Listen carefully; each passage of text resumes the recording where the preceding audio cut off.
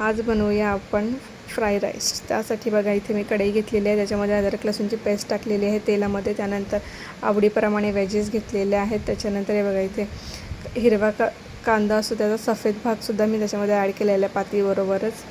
त्यानंतर ह्याला मिक्स करून घ्यायचं आहे जरा 2-3 मिनटं असं छान बारीक गॅसवरच करायचं आहे आपल्याला। त्यानंतर बघा याच्यामध्ये ॲड करते थोडंसं मीठ।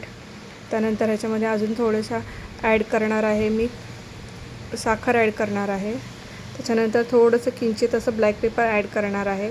आता ह्या सगळ्या गोष्टी मला छान अशा आपण मिक्स करून घ्यायच्या आहेत। बघा छान असं हलक्या हाताने असं परतून घ्यायचं आहे। त्यानंतर झाकण ठेवायचं आहे 5 ते 6 मिनटं।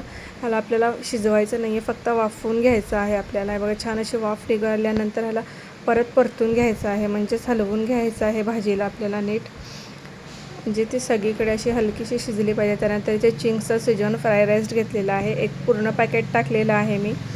आता ते पण छान आपण मिक्स करून घेऊयात। भाजी छान असं मसाल्यामध्ये मिक्स करून घेतल्या। मला अजून थोडी कमी वाटली त्यामुळे मी अजून थोडासा मसाला ॲड केलेला आहे आणि ह्याच्यामध्ये मंचुरियन ॲड करते आहे। बघा मंचुरियन पण ॲड करून घेतल्यानंतर ह्याला छान मिक्स करून घ्यायचं आहे, म्हणजेच एका बाजूला भाजी किंवा मसाला तो ना भाजीच्या एका साईडला लागणार नाही। तुम्हाला मंचुरियनची रेसिपी हवी असेल तर नक्की मला कमेंट बॉक्समध्ये सांगा, नक्की मी तुमच्याबरोबर शेअर करेन। बघा छान असं मिक्स करून झाल्यानंतर ह्याच्यावर आता मी झाकण ठेवणार आहे। ह्याला पण मी 2 ते 3 मिनटं छान अशी वाफ काढून घेणार आहे। बघा 2 ते 3 मिनटं झाल्यात, आता हे आपण काढून घेऊया। बघा छान अशी वाफ निघालेली आहे। त्यानंतर बघा छान तेल असं सुटलेलं आहे। परत ह्याला थोडं 2 मिनटं परतून घेते मी। त्यानंतर ह्याच्यामध्ये भात ॲड करते। आता भात मी बासमतीच घेतलेला आहे, बासमती तांदूळ जो आपण बिर्याणीला वापरतो तोच मी घेतलेला आहे। इथे मी 2 वाटी घेतलेला आहे, छान शिजवून घेतलेला आहे सगळा।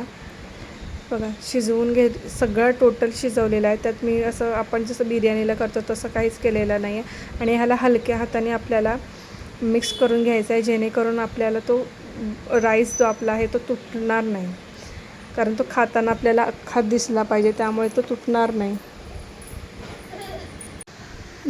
जर तुम्हाला आपले असेच छान छान रेसिपीज बघायला आवडत असतील तर नक्की आपल्या चॅनलला सबस्क्राईब करा आणि चॅनलला सबस्क्राईब केल्यानंतर बेल आयकॉनलाही प्रेस करायला विसरू नका, जेणेकरून आपल्या छान छान रेसिपीज मी शेअर केल्यानंतर तुम्हाला नोटिफिकेशनसुद्धा येईल।